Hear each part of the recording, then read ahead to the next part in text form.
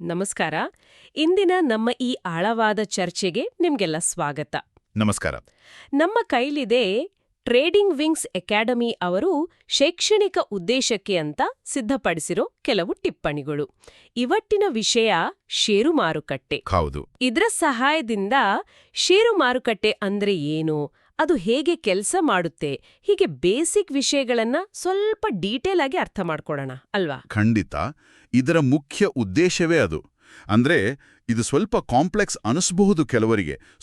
ಅದರ ಮೂಲಭೂತ ಅಂಶಗಳನ್ನ ಸರಳವಾಗಿ ಹೇಳೋದು, ಸಾಮಾನ್ಯ ಹೂಡಿಕೆದಾರರಿಗೆ ಇದರ ಪ್ರಾಮುಖ್ಯತೆ ಏನು ಅನ್ನೋದನ್ನ ತಿಳಿಸೋದು. ಹೌದಲ್ಲ? ಎಲ್ಲರಿಗೂ ಒಂದು ಕುತೂಹಲ ಇರುತ್ತೆ. ಏನಂತಾರಲ್ಲ, ಯಾವುದೋ ಒಂದು ದೊಡ್ಡ ಕಂಪನಿ, ಅದರ ಹೆಸರಿರೋ ಒಂದು ಪೇಪರ್ ತುಂಡು ಅಂದ್ರೆ ಷೇರು. ಅದನ್ನ ನಾವು ಕೊಂಡ್ರೆ ಆ ಇಡೀ ಕಂಪನಿಯಲ್ಲಿ ನಮ್ಗೊಂದು ಪಾಲು ಅಂದ್ರೆ ಮಾಲೀಕತ್ವ ಅದು ಹೇಗೆ ಬರುತ್ತೆ? ಇದು ಕೇಳೋಕೆ ಸಿಂಪಲ್ ಅನ್ಸಿದ್ರು ಇದ್ರ ಹಿಂದೆ ಒಂದು ದೊಡ್ಡ ಸಿಸ್ಟಮ್ ಇದೆ. ಖಂಡಿತವಾಗಿಯೂ. ಇವತ್ತು ನಾವು ಇದೇ ವಿಷಯನೇ ಸ್ಟೆಪ್ ಬೈ ಸ್ಟೆಪ್ ನೋಡೋಣ. ಷೇರುಗಳು ಅಂದ್ರೆ ಏನು, ಅವು ಹೇಗೆ ಕೆಲಸ ಮಾಡ್ತವೆ, ಆಮೇಲೆ ನಮ್ಮ ದೇಶದಲ್ಲಿ ಮೇನ್ ಸ್ಟಾಕ್ ಎಕ್ಸ್ಚೇಂಜ್ಗಳು ಯಾವುವು. ಹೌದು, BSE, NSE ಎಲ್ಲ. ಅದೇ. ಆಮೇಲೆ ಇದರಲ್ಲಿ ದುಡ್ಡು ಮಾಡೋ ದಾರಿಗಳು ಏನು, ಜೊತೆಗೆ ರಿಸ್ಕ್ ಕೂಡ ಇರುತ್ತಲ್ಲ, ಆ ಸವಾಲುಗಳು ಏನು, ಎಲ್ಲದರ ಬಗ್ಗೆ ಮಾತಾಡೋಣ. ಹಾಗೇನೆ ಇದು ನಮ್ಮ ಪರ್ಸನಲ್ ಫಿನಾನ್ಷಿಯಲ್ ಗ್ರೋತ್ಗೆ ಹೇಗೆ ಹೆಲ್ಪ್ ಆಗಬಹುದು ಅನ್ನೋದನ್ನು ನೋಡೋಣ. ಸರಿ, ಹಾಗಾದ್ರೆ ಶುರು ಮಾಡೋಣ. ಷೇರು ಮಾರುಕಟ್ಟೆಯ ಬೇಸಿಕ್ ಕಾನ್ಸೆಪ್ಟ್ನಿಂದಲೇ. ಖಂಡಿತ, ಅದೇ ಸರಿ. ಸರಿ, ಇದನ್ನ ಸ್ವಲ್ಪ ಬಿಡ್ಸಿ ನೋಡೋಣ. ಈ ಅಕಾಡೆಮಿ ಟಿಪ್ಪಣಿಗಳು ಹೇಳೋ ಪ್ರಕಾರ ಷೇರು ಮಾರುಕಟ್ಟೆ ಅಂದ್ರೆ ಸಿಂಪಲ್ ಆಗಿ ಹೇಳೋದಾದ್ರೆ ಅದೊಂದು ಮಾರ್ಕೆಟ್ ಪ್ಲೇಸ್, ಅಂದ್ರೆ ಒಂದು ಸಂತೆ ಮಾದರಿ. ಸಂತೆ ತರಾನೆ. ಇಲ್ಲಿ ಕಂಪನಿಗಳು ತಮ್ಮ ಓನರ್ಶಿಪ್ನ ಚಿಕ್ಕ ಚಿಕ್ಕ ಪಾಲನ್ನು ಅಂದ್ರೆ ಷೇರುಗಳನ್ನ ಪಬ್ಲಿಕ್ಗೆ ಮಾರಾಟಕ್ಕೆ ಇಡ್ತಾವೆ. ಹೌದು. ಆ ಷೇರುಗಳನ್ನ ನಿಮ್ಮ ಹಾಗೆ ಸಾಮಾನ್ಯ ಜನರು ಕೊಳ್ಬೋದು, ಅಥವಾ ಇನ್ಸ್ಟಿಟ್ಯೂಷನ್ಸ್ ಅಂದ್ರೆ ಬ್ಯಾಂಕ್, ಮ್ಯೂಚುವಲ್ ಫಂಡ್ಸ್ ಅವರು ಕೊಳ್ಬೋದು. ಈ ನೋಟ್ಸ್ನಲ್ಲಿ ಒಂದು ಪಾಯಿಂಟ್ ತುಂಬಾ ಕ್ಲಿಯರ್ ಆಗಿದೆ. ಒಂದೇ ಒಂದು ಷೇರು ನಾವು ಕೊಂಡ್ರೂ ಕೂಡ ನಾವು ಟೆಕ್ನಿಕಲಿ ಆ ಕಂಪನಿಯ ಹಲವಾರು ಮಾಲೀಕರಲ್ಲಿ ಒಬ್ರು ಸ್ವಲ್ಪ ಮಾಲೀಕತ್ವ ಸಿಗುತ್ತೆ ಅಂತ ಹೇಳಿದರೆ ಕೇಳೋಕೆಷ್ಟು ಇಂಟ್ರೆಸ್ಟಿಂಗ್ ಅಲ್ವಾ? ಅಷ್ಟು ದೊಡ್ಡ ಕಂಪನಿಗೆ ನಾನೂ ಒಬ್ಬ ಓನರ್ ಅಂತ. ಇಲ್ಲಿ ಒಂದು ಆಸಕ್ತಿಕರ ವಿಷಯ ಅಂದ್ರೆ ಈ ಮಾಲೀಕತ್ವ ಅನ್ನೋದು ಸುಮ್ಮನೆ ಹೆಸರಿಗೆ ಮಾತ್ರ ಅಲ್ಲ, ಅದಕ್ಕೆ ನಿಜವಾದ ಫೈನಾನ್ಷಿಯಲ್ ವ್ಯಾಲ್ಯೂ ಇದೆ. ನೀವೊಂದು ಕಂಪನಿಯ ಶೇರ್ ಇಟ್ಕೊಂಡಿದ್ದೀರಾ ಅಂದ್ರೆ ಆ ಕಂಪನಿಯ ಆಸ್ತಿ ಮೇಲೆ, ಅದು ಮುಂದೆ ಮಾಡೋ ಲಾಭದ ಮೇಲೆ ನಿಮಗೂ ಒಂದು ಹಕ್ಕಿದೆ ಅಂತ ಅರ್ಥ. ಓ ಹೌದಾ? ಅಂದ್ರೆ ಕಂಪನಿ ಚೆನ್ನಾಗಿ ಪ್ರಾಫಿಟ್ ಮಾಡಿದ್ರೆ ಶೇರ್ ಹೋಲ್ಡರ್ ಆದ ನನಗೂ ಅದರಲ್ಲಿ ಪಾಲು ಸಿಗೋ ಚಾನ್ಸ್ ಇದೆ. ಕಂಪನಿ ಬೆಳೆದ್ರೆ ನಮ್ಮ ಇನ್ವೆಸ್ಟ್ಮೆಂಟ್ ವ್ಯಾಲ್ಯೂನೂ ಹೆಚ್ಚಾಗುತ್ತೆ. ಖಚಿತವಾಗಿ. ಇದೇ ಕಾರಣಕ್ಕೆ ಕಂಪನಿಗಳು ಶೇರ್ಗಳನ್ನ ಮಾರ್ಕೆಟ್ಗೆ ತರೋದು. ಈಗ ನೋಡಿ, ಒಂದು ಕಂಪನಿ ಎಕ್ಸ್ಪ್ಯಾಂಡ್ ಆಗಬೇಕು, ಹೊಸ ಫ್ಯಾಕ್ಟ್ರಿ ಕಟ್ಟಬೇಕು, ಅಥವಾ ಹೊಸ ಟೆಕ್ನಾಲಜಿ ತರಬೇಕು ಅಂದ್ಕೊಳ್ಳಿ. ಅಥವಾ ಅವರಿಗೆ ಸಾಲ ಇರುತ್ತೆ, ಅದನ್ನ ತೀರಿಸಬೇಕು. ಇದಕ್ಕೆಲ್ಲ ದೊಡ್ಡ ಮೊತ್ತದ ಹಣ ಬೇಕಾಗುತ್ತೆ. ಅವರು ಬೇಕಾದ್ರೆ ಬ್ಯಾಂಕಿನಿಂದ ಲೋನ್ ತಗೋಬಹುದು, ನಿಜ. ಇಲ್ಲ ಅಂದ್ರೆ ತಮ್ಮ ಕಂಪನಿಯ ಓನರ್ಶಿಪ್ನ ಒಂದು ಭಾಗವನ್ನ ಶೇರ್ಗಳ ರೂಪದಲ್ಲಿ ಮಾರಿ ಪಬ್ಲಿಕ್ನಿಂದ ದುಡ್ಡು ಅಂದ್ರೆ ಬಂಡವಾಳ ಸೇರಿಸಬಹುದು. ಓ ಸರಿ ಸರಿ. ಅಂದ್ರೆ ಕಂಪನಿಗೂ ಫಂಡ್ ಸಿಕ್ಕಾಗಾಯ್ತು, ಕೊಂಡವರಿಗೂ ಆ ಕಂಪನಿ ಗ್ರೋತ್ನಲ್ಲಿ ಪಾರ್ಟ್ನರ್ ಆಗೋ ಚಾನ್ಸ್ ಸಿಕ್ಕಾಗಾಯ್ತು. ಈ ಪ್ರೋಸೆಸ್ ಅನ್ನ ಮೂಲಗಳು ಸಿಂಪಲ್ ಆಗಿ ಹೇಳಿದ್ದೇವೆ. ಕಂಪನಿಗೆ ದುಡ್ಡು ಬೇಕು, ಶೇರ್ ರಿಲೀಸ್, ಜನ ಕೊಂಡ್ಕೊಳ್ತಾರೆ, ಕಂಪನಿಗೆ ಕ್ಯಾಪಿಟಲ್, ಅದನ್ನ ಬೆಳವಣಿಗೆಗೆ ಬಳಸ್ತಾರೆ. ಹೌದು, ಇದು ಕ್ಯಾಪಿಟಲ್ ರೇಸ್ ಮಾಡೋ ಒಂದು ಇಂಪಾರ್ಟೆಂಟ್ ವಿಧಾನ. ಇನ್ನು ಇನ್ವೆಸ್ಟರ್ ಪಾಯಿಂಟ್ ಆಫ್ ವ್ಯೂ ಇಂದ ನೋಡಿದ್ರೆ ಅವರು ದುಡ್ಡು ಹಾಕೋದೇ ಲಾಭ ಮಾಡೋಣ ಅಂತ ಅಲ್ವಾ? ಹೌದು. ಆ ಲಾಭ ಹೇಗ್ ಬರುತ್ತೆ? ನಮ್ಮ ಈ ಸೋರ್ಸ್ ಪ್ರಕಾರ 2 ಮೇನ್ ದಾರಿಗಳಿವೆ. ಒಂದು, ಕಂಪನಿ ಚೆನ್ನಾಗಿ ಲಾಭ ಮಾಡಿದಾಗ ಆ ಲಾಭದ ಒಂದು ಭಾಗವನ್ನ ಎಲ್ಲಾ ಷೇರುದಾರರಿಗೂ ಹಂಚಬಹುದು. ಇದಕ್ಕೆ ಡಿವಿಡೆಂಡ್ ಅಂತಾರಲ್ಲ, ಲಾಭಾಂಶ. ಕರೆಕ್ಟ್. ಇದು ಒಂದು ತರಹ ಇನ್ಕಮ್. ಆದ್ರೆ ಕಂಪನಿಗಳು ಬಂದಿರೋ ಎಲ್ಲಾ ಲಾಭವನ್ನು ಡಿವಿಡೆಂಡ್ ಆಗಿ ಹಂಚಲೇಬೇಕು ಅಂತ ಏನಿಲ್ಲ. ಕೆಲವೊಮ್ಮೆ ಒಳ್ಳೆ ಪ್ರಾಫಿಟ್ ಮಾಡೋ ಕಂಪನಿಗಳು ಆ ಹಣವನ್ನ ಮತ್ತೆ ತಮ್ಮ ಬಿಸ್ನೆಸ್ನಲ್ಲೇ ರೀಇನ್ವೆಸ್ಟ್ ಮಾಡ್ತವೆ. ಯಾಕ್ ಹಾಗೆ? ಯಾಕಂದ್ರೆ ಅದರಿಂದ ಇನ್ನೂ ಫಾಸ್ಟಾಗಿ ಬೆಳಿಬೋದು ಅಂತ. ಹಾಗೆ ಮಾಡಿದಾಗ ಲಾಂಗ್ ಟರ್ಮ್ನಲ್ಲಿ ಕಂಪನಿಯ ವ್ಯಾಲ್ಯೂ, ಅದರ ಶೇರ್ನ ಬೆಲೆ ಎರಡೂ ಹೆಚ್ಚಾಗೋ ಸಾಧ್ಯತೆ ಜಾಸ್ತಿ ಇರುತ್ತೆ. ಹೌದು, ಅದೇ ಇನ್ನೊಂದು ದಾರಿ.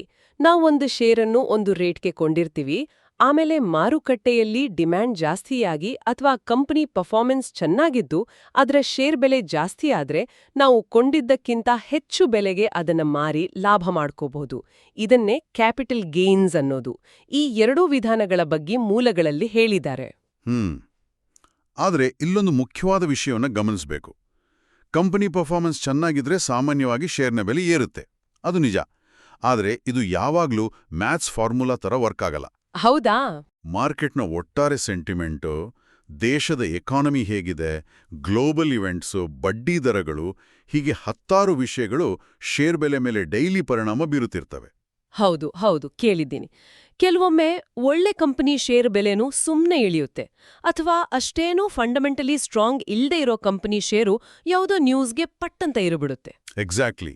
ಹೂಡಿಕೆದಾರರು ಸಾಮಾನ್ಯವಾಗಿ ಡಿವಿಡೆಂಡ್ ಮತ್ತೆ ಕ್ಯಾಪಿಟಲ್ ಗೇನ್ಸ್ ಎರಡರ ನಿರೀಕ್ಷೆಯೂ ಇತ್ತಿರ್ತಾರೆ. ಆದರೆ ಈ ಎಕ್ಸ್ಟರ್ನಲ್ ಫ್ಯಾಕ್ಟರ್ಸ್ ಬಗ್ಗೆನೂ ಸ್ವಲ್ಪ ಗಮನ ಇರಬೇಕು. ಸರಿ, ಈಗ ಈ ಶೇರ್ಗಳನ್ನೆಲ್ಲ ಎಲ್ಲಿ ಕೊಳ್ಳೋದು, ಎಲ್ಲಿ ಮಾರೋದು ಅನ್ನೋ ಪ್ರಶ್ನೆ. ಇಂಡಿಯಾ ಕಾಂಟೆಕ್ಸ್ನಲ್ಲಿ ನಮ್ಮ ಮೂಲಗಳಲ್ಲಿ ಹೇಳಿರೋ ಹಾಗೆ ಎರಡು ತುಂಬಾನೇ ಇಂಪಾರ್ಟೆಂಟ್ ಅಫಿಷಿಯಲ್ ಸ್ಟಾಕ್ ಎಕ್ಸ್ಚೇಂಜ್ಗಳಿವೆ. ಒಂದು ತುಂಬಾ ಹಳೇದು, ಬಾಂಬೆ ಸ್ಟಾಕ್ ಎಕ್ಸ್ಚೇಂಜ್ ಅಂದ್ರೆ BSE. ಮುಂಬೈಯಲ್ಲಿದೆ. ಇನ್ನೊಂದು ಅದಕ್ಕಿಂತ ಸ್ವಲ್ಪ ಹೊಸತು, ಆದರೆ ಅಷ್ಟೇ ದೊಡ್ಡದು, ವ್ಯಾಲ್ಯೂಮ್ ಪ್ರಕಾರ ಇನ್ನೂ ದೊಡ್ಡದು, ನ್ಯಾಷನಲ್ ಸ್ಟಾಕ್ ಎಕ್ಸ್ಚೇಂಜ್ NSE. ಇವೆರಡೂ ದೇಶದ ಎಕಾನಮಿಗೆ ಒಂದು ರೀತಿ ಬ್ಯಾಕ್ಬೋನ್ ಇದ್ದ ಹಾಗೆ. ಹೌದು. ಈ ವಿವರಣೆಗಳ ಪ್ರಕಾರ ಈ ಎರಡು ಎಕ್ಸ್ಚೇಂಜ್ಗಳಲ್ಲೂ ಸಾವಿರಾರು ಕಂಪನಿಗಳು ತಮ್ಮ ಶೇರ್ಗಳನ್ನ ಲಿಸ್ಟ್ ಮಾಡಿಸಿವೆ. ಅಂದ್ರೆ ಆ ಕಂಪನಿಗಳ ಶೇರ್ಗಳನ್ನ ನಾವು ಇಲ್ಲಿ ಕೊಳ್ಳಬಹುದು, ಮಾರಬಹುದು. ಇಲ್ಲಿ ನಿಜವಾಗ್ಲೂ ಒಂದು ದೊಡ್ಡ ಚೇಂಜ್ ಆಗಿರೋದಂದ್ರೆ ಈಗ ಆಲ್ಮೋಸ್ಟ್ ಎಲ್ಲ ಟ್ರೇಡಿಂಗ್ ಆನ್ಲೈನ್ನಲ್ಲೇ ನಡೆಯುತ್ತೆ. ಇದು ಹೇಗೆ ಕೆಲಸ ಮಾಡುತ್ತೆ?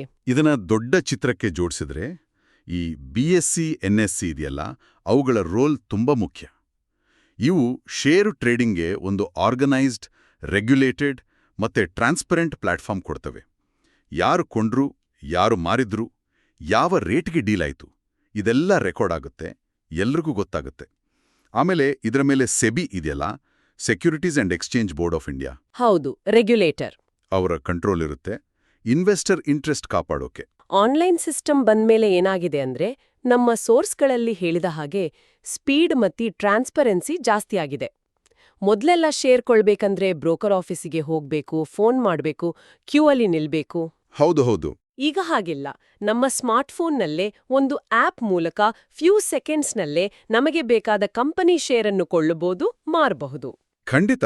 ಈ ಆನ್ಲೈನ್ ಟ್ರೇಡಿಂಗ್ ಪ್ಲಾಟ್ಫಾರ್ಮ್ಗಳು ಆಮೇಲೆ ಡಿಸ್ಕೌಂಟ್ ಬ್ರೋಕರ್ಸ್ ಎಲ್ಲ ಬಂದ ಮೇಲೆ ಶೇರ್ ಮಾರುಕಟ್ಟೆ ಸಾಮಾನ್ಯ ಜನರಿಗೂ ಕೈಗೆಟ್ಕೋ ಹಾಗಾಗಿದೆ.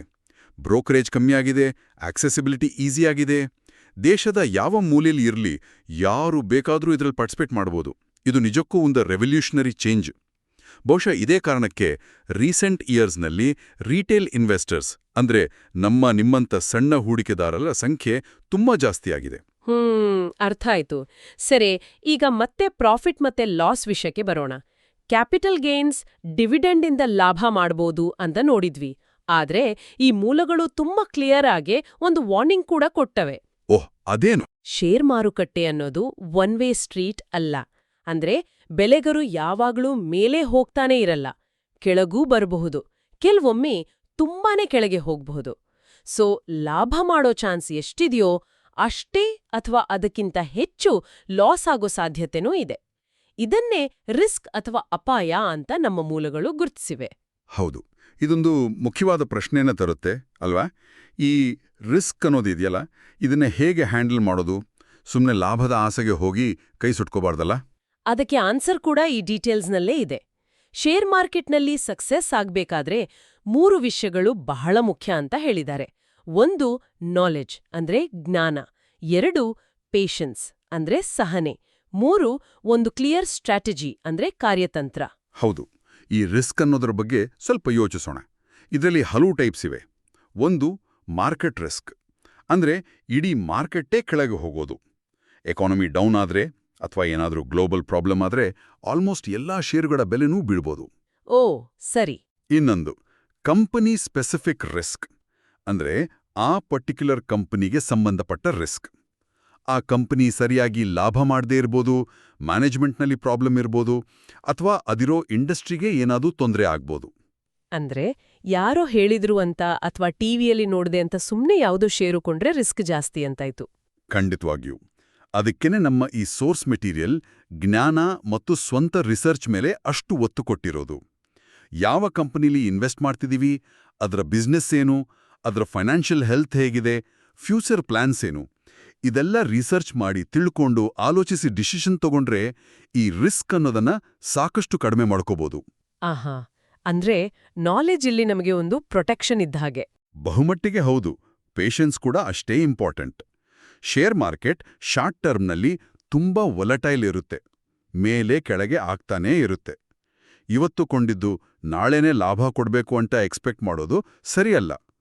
ಲಾಂಗ್ ಟರ್ಮ್ ವ್ಯೂ ಇಟ್ಕೊಂಡು ಸ್ವಲ್ಪ ತಾಳ್ಮೆಯಿಂದ ಕಾದ್ರೆ ಒಳ್ಳೆ ರಿಟರ್ನ್ ಸಿಗೋ ಚಾನ್ಸ್ ಜಾಸ್ತಿ.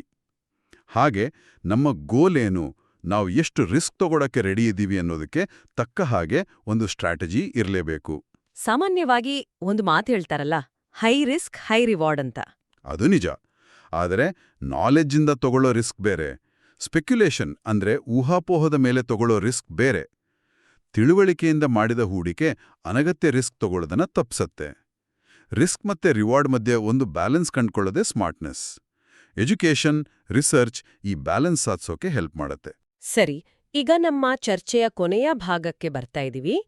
ಇಷ್ಟೆಲ್ಲ ತಿಳ್ಕೊಂಡ ಮೇಲೆ ಷೇರು ಮಾರುಕಟ್ಟೆಯ ಒಟ್ಟಾರೆ ಇಂಪಾರ್ಟೆನ್ಸ್ ಏನು, ಇದರಲ್ಲಿ ಪಾರ್ಟಿಸಿಪೇಟ್ ಮಾಡೋದ್ರಿಂದ ಸೊಸೈಟಿಗೆ, ದೇಶಕ್ಕೆ ಏನು ಉಪಯೋಗ, ಈ ಬಗ್ಗೆ ನಮ್ಮ ಮೂಲಗಳು ಒಂದು ಬಹಳ ಪಾಸಿಟಿವ್ ಆದ ಮಾತನ್ನ ಹೇಳ್ತವೆ.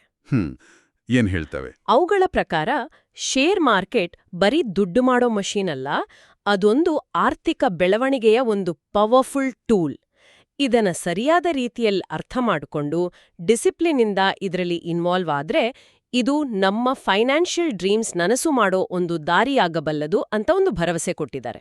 ಈ ಪಾಯಿಂಟನ್ನ ಇನ್ನಷ್ಟು ಬ್ರಾಡರ್ ಪರ್ಸ್ಪೆಕ್ಟಿವ್ನಲ್ಲಿ ನೋಡಬಹುದು. ನಾವು ಷೇರುಗಳಲ್ಲಿ ಇನ್ವೆಸ್ಟ್ ಮಾಡಿದಾಗ ಆ ದುಡ್ಡು ಡೈರೆಕ್ಟ್ ಆಗಿ ಅಥವಾ ಇಂಡೈರೆಕ್ಟ್ ಆಗಿ ಕಂಪನಿಗಳಿಗೆ ಹೋಗುತ್ತೆ. ಹೌದು.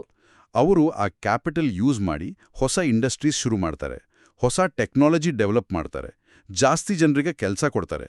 ಇದೆಲ್ಲ ಸೇರಿ ದೇಶದ ಎಕನಾಮಿಕ್ ಆಕ್ಟಿವಿಟಿಯನ್ನ ಹೆಚ್ಚಿಸುತ್ತೆ. ಓಹೋ, ಹಾಗಾದ್ರೆ ನನ್ನ ಚಿಕ್ಕ ಇನ್ವೆಸ್ಟ್ಮೆಂಟ್ ಕೂಡ ದೇಶದ ಎಕಾನಮಿ ವೀಲ್ ತಿರುಗೋಕೆ ಒಂದು ಸಂಘ ಕಾಂಟ್ರಿಬ್ಯೂಷನ್ ಕೊಟ್ಟ ಹಾಗಾಯ್ತು. ಖಂಡಿತ.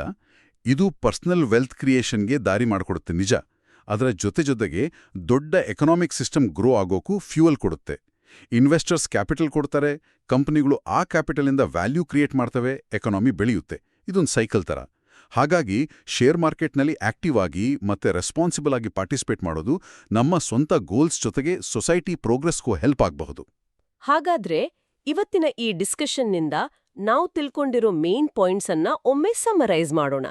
ಶೇರ್ ಮಾರ್ಕೆಟ್ ಅಂದ್ರೆ ಕಂಪ್ನಿಗಳು ತಮ್ಮ ಓನರ್ಶಿಪ್ ಪಾಲನ್ನ ಅಂದ್ರೆ ಶೇರ್ಗಳನ್ನ ಮಾರೋದು ಮತ್ತು ಇನ್ವೆಸ್ಟರ್ಸ್ ಅದನ್ನ ಕೊಳ್ಳೋದು ಮಾರೋದು ಮಾಡೋ ಒಂದು ಆರ್ಗನೈಸ್ಡ್ ಪ್ಲೇಸ್. ಒಂದು ಶೇರ್ ಕೊಂಡ್ರೆ ಆ ಕಂಪ್ನಿಯ ಸ್ಮಾಲ್ ಪಾರ್ಟ್ನ ಓನರ್ಶಿಪ್ ನಮ್ಗೆ ಸಿಗುತ್ತೆ. ಕಂಪನಿಗಳು ಕ್ಯಾಪಿಟಲ್ ರೇಸ್ ಮಾಡಕ್ಕೆ ಶೇರ್ಗಳನ್ನ ಇಶ್ಯೂ ಮಾಡ್ತವೆ. ಇನ್ವೆಸ್ಟರ್ಸ್ ಮೇನ್ ಆಗಿ ಡಿವಿಡೆಂಡ್ ಮತ್ತೆ ಕ್ಯಾಪಿಟಲ್ ಗೇನ್ಸಿಂದ ಲಾಭ ಎಕ್ಸ್ಪೆಕ್ಟ್ ಮಾಡ್ತಾರೆ. ಇಂಡಿಯಾದಲ್ಲಿ BSE, NSE ಮೇನ್ ಎಕ್ಸ್ಚೇಂಜ್ಗಳು. ಈಗ ಆನ್ಲೈನ್ ಪ್ಲಾಟ್ಫಾರ್ಮ್ಸು ಟ್ರೇಡಿಂಗ್ ಅನ್ನೋದು ತುಂಬಾ ಈಸಿ ಮಾಡಿದೆ. ಆದ್ರೆ ಪ್ರಾಫಿಟ್ ಜೊತೆ ಲಾಸ್ ಆಗೋ ರಿಸ್ಕ್ ಕೂಡ ಇದೆ. ಈ ರಿಸ್ಕ್ ಮ್ಯಾನೇಜ್ ಮಾಡಕ್ಕೆ ನಾಲೆಡ್ಜ್, ರಿಸರ್ಚ್, ಪೇಷನ್ಸ್ ಮತ್ತೆ ಒಂದು ಒಳ್ಳೆ ಸ್ಟ್ರಾಟಜಿ ಬೇಕೇ ಬೇಕು. ಮತ್ತು ಕೊನೆಗೆ ಸರಿಯಾದ ತಿಳುವಳಿಕೆ ಮತ್ತೆ ಡಿಸಿಪ್ಲಿನಿಂದ ಶೇರ್ ಮಾರ್ಕೆಟಲ್ಲಿ ಇನ್ವಾಲ್ವ್ ಆದ್ರೆ ಇದು ಪರ್ಸನಲ್ ಫೈನಾನ್ಷಿಯಲ್ ಗ್ರೋತ್ಗೆ ಮತ್ತೆ ನಮ್ಮ ಕನಸುಗಳನ್ನು ಈಡೇರಿಸ್ಕೊಳ್ಳೋಕ್ಕೆ ಒಂದು ಒಳ್ಳೆ ಟೂಲ್ ಆಗ್ಬೋದು. ಅಷ್ಟೇ ಅಲ್ಲ, ದೇಶದ ಎಕನಾಮಿಕ್ ಪ್ರೋಗ್ರೆಸ್ಗೂ ಇದು ಕಾಂಟ್ರಿಬ್ಯೂಟ್ ಮಾಡುತ್ತೆ. ಈಗ ಈ ಚರ್ಚೆಯ ಕೊನೆಯಲ್ಲಿ ನಮ್ಮ ಕೇಳುಗರು ಸ್ವಲ್ಪ ಯೋಚನೆ ಮಾಡೋಕೆ ಒಂದು ಪ್ರಶ್ನೆ. ನಮ್ಮ ಈ ಸೋರ್ಸ್ ಮೆಟೀರಿಯಲ್ ಹೇಳೋ ಹಾಗೆ ಸರಿಯಾದ ರೀತಿಯಲ್ಲಿ ಕಲಿತ್ರೆ ಶೇರ್ ಮಾರುಕಟ್ಟೆ ಕನಸುಗಳನ್ನ ಸಾಕಾರಗೊಳಿಸಬಹುದು. ನಾವಿವತ್ತು ಅದರ ಬೇಸಿಕ್ಸ್ ಅಂದ್ರೆ ಫೌಂಡೇಶನ್ ಬಗ್ಗೆ ಮಾತಾಡಿದ್ವಿ. ಆದ್ರೆ ಇವತ್ತಿನ ಈ ಫಾಸ್ಟ್ ಚೇಂಜಿಂಗ್ ಕಾಂಪ್ಲೆಕ್ಸ್ ಎಕನಾಮಿಕ್ ವರ್ಲ್ಡ್ನಲ್ಲಿ ಈ ಸರಿಯಾದ ಕಲಿಕೆ ಅಂದ್ರೆ ನಿಜವಾಗ್ಲೂ ಏನು? ಬರೀ ಈ ಬೇಸಿಕ್ಸ್ ತಿಳ್ಕೊಂಡ್ರೆ ಸಾಕಾಗತ್ತಾ, ಅಥವಾ ಅದಕ್ಕೂ ಮೀರಿ ಕಲಿಬೇಕಾಗಿರೋದು, ಅಡ್ಯಾಪ್ಟ್ ಮಾಡ್ಕೋಬೇಕಾಗಿರೋದು ಇನ್ನೇನಾದ್ರೂ ಇದೆಯಾ?